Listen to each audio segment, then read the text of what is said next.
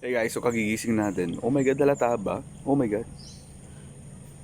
Ang dami ko ng white. Oh my god, tumatanda na tayo. Anyway, so kagigising natin Ang lakad natin ngayon ay magpapa tint kay Toothless. Dahil yung tint na yan sobrang tagal na. Actually, parang since birth sa kanya. Kumbaga. So, ang gagawin natin is bluish harap, bluish dito sa mga side, and then dark sa likod.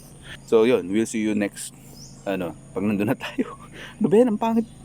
Wala nang ligo-ligo to guys. Excited ni. Puta, may muta pa ako.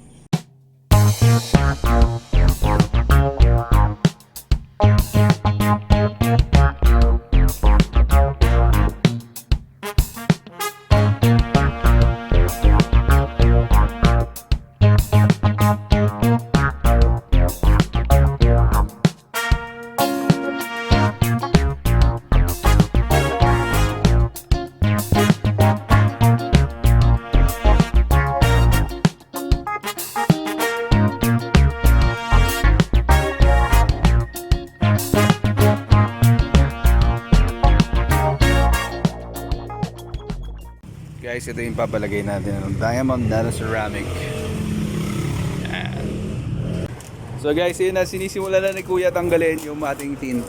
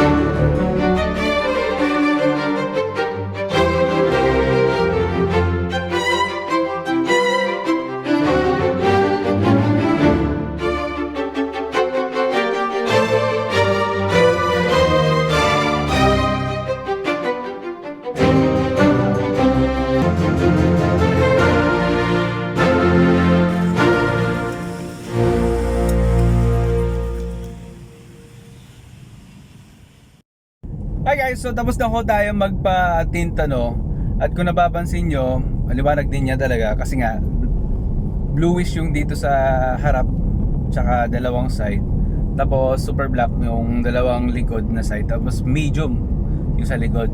Kung napapansin nyo, sobrang liwanag sa likod pero medium yan. So yun, may mga nakilala tayong mga bagong kaibigan doon. Of course, hindi na rin talaga ako nag-video. Okay? So may mga konting clips lang din naman kagaya ng mga nakita nyo.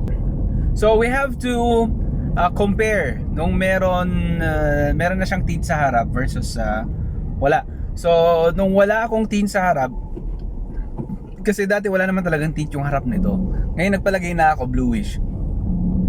Yung may tint na sa harap, hindi na siya masakit sa balat, Kasi dati wala nga akong tint sa harap, kahit na sobrang araw and everything, masakit siya sa balat. Kumbaga pati sa legs, umaabot sa legs yung tama ng araw. So ngayon parang hindi ka nga parang hindi ka nga naka-tint kasi nga clear nga yung niligay natin, pero yung niya, laban niya against sa init, UV and everything. Okay siya. Kung nagbabalak kayo ng magpalit ng tint, I recommend itong budget wise guys, kung medyo naghihigpit kayo dahil yun nga, nagmamahal na naman ang gasolina, grabe. Kaya kailangan na nating mag-tight ng budget konti. Kagaya niyan, biglaan naman na nagmahal ng gasolina, pero yung schedule ko kasi na appointment ng tint, na schedule ko na, na-appointment ko na. And yun, so kailangan natin ipatint na. So pag budget meal ka lang, kung wala ka naman talagang extrang pera at talagang kailangan mo na ipatint nga, sabi summer na naman guys, mainit. Okay, I would recommend yung sa nano ceramic, yung diamond nano ceramic. Good siya. Kasi yung 3M tapos other things medyo mahal na 3M kasi medyo around, mas mataas siya ng 2,000 something plus, sabi mo na lang na gano'n. So kaya ako din pinili yung bluish and yun nga, mix. Bluish sa harap at saka sa black sa likod. Kasi mahilig tayo sa JDM eh, no? Actually, hindi lang naman sa JDM yung gano'n. Sa ibang countries, like European countries, tsaka sa US, some part of it. Sa pagkakaalam ko, dapat wala kang tint ata sa harap. Pinabawal ang tint sa harap. Kasi dapat kita yung driver. Contactless hindi naman apprehension. Yung mapipicturan ka kung sino yung driver during that time. Ayun guys, feeling ko hindi feeling ko eh. Tama, feeling ko kasi nararamdaman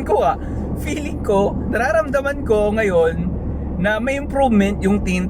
Kasi kung ganito, kumbaga naiinitan na ako. Kasi kumbaga naka number 2 na ako dapat nito, tapos nakasagad. Ito hindi pa ako nakasagad sa thermostat, sa sa temperature niya. Hindi na ako sa thermostat.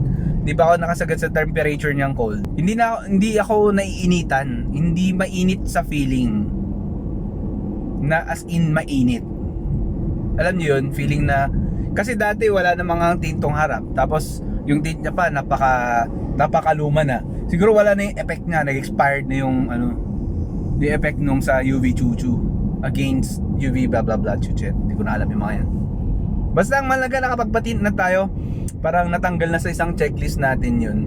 Ang dami kong gustong mangyari kay Toothless. Parang ngayong taon na to siya natutupad. Yung mga pangarap ko dito sa kotse na to. Ay, sorry, ang pangalan pala nung hindi ko kasi na-video dun eh. Ang pangalan pala nung Shop Access. Guys, maganda yung service nila dun. Pagdating sa tinting actually may iba pa silang access dun, like electrical. Hindi kasi yung pinagawa natin, kaya ang masasabi ko lang sa tinting okay siya. So kung kita nyo no, yung araw nandito, hindi siya mainit. Sobrang init na sana nito na nakakapaso. Alright guys. Alright, sa mga hindi pa naka-subscribe sa akin, kung trip nyo i-subscribe, guys, subscribe thank you. May mga other episode pang parating kay Toothless kasi sabi ko nga, yung mga pangarap ko parang ngayon na siya natutupad, no guys. Parang nakakatuwa lang na minsan hindi mo magawa yung mga dapat mong gawin, pero ngayon nagagawa mo na kahit papaano, pero on budget ka pa rin.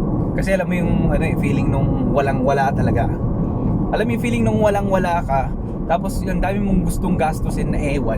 Ngayon nung meron ka, mapapaisip ka pa rin kung gagastusin mo ba o hindi.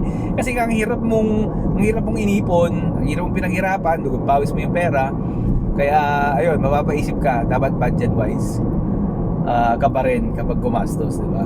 Alam natin yon, yung mga tropa natin dyan na sobrang may pinaghirapan talaga nila yung pera. Sila talaga yung marunong maghanap ng tawag dito ng mga mumurahin na okay naman, yung mga budgetan tayo. Pero meron din tayong mga barkadang talaga kung gumastos lustay na lustay no? Dapat pag-compare mo rin nga naman talaga yung mga nila, yung difference. Pero pag magpapasabay ka kasi sa mga ganong guys, mauubos ka, 'di ba? Yung tipong come on, just be you. Kaya hindi mo kailangan makipagsabayan kung hindi naman kaya. Kung ano lang yung kontento ka na sapat, dapat doon ka lang. Huwag kang magpapadala sa emosyon, huwag kang magpapadala sa mga bagay na dahil nakita mo lang, dapat ikaw rin may ganon. Kung ano lang at kung saan ka masaya at kung anong realidad mong kaya mong gawin, doon lang tayo lower expectations, sabi nga nila. At syempre doon ka lang lagi kung saan ka masaya. Alright guys, thank you for watching for this episode. I hope you have learned something kahit wala naman akong sinabi. Next time guys, mag-video ako. Ito na, sasabihin ko na yung next na mangyayari kay Toothless. Guys, ito na, mangyayari na yung pinaka-top, kumbaga pinaka-top na gusto kong mangyari kay Toothless. Kasi yung mga mechanicals, pwede lang DIY yon. Electrical siguro magpapatulong tayo, pero ito yung gastos na talagang kailangan mong pag-investan guys. Ito na yung gastos na talagang as in kailangan mong gastusan. Guys, magpapapintura na ako. Okay guys, see you next time. Goodbye.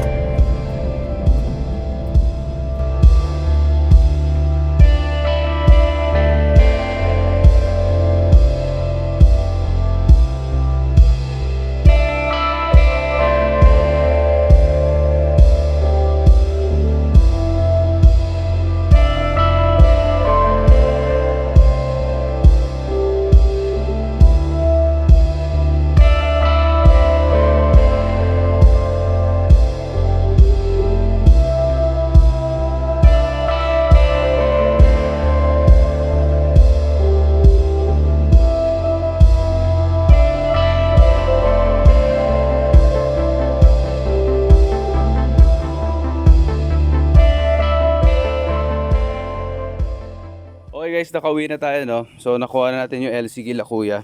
Gagamitin muna natin yun habang pinipinturahan si Toothless, ano? So, ito na ho.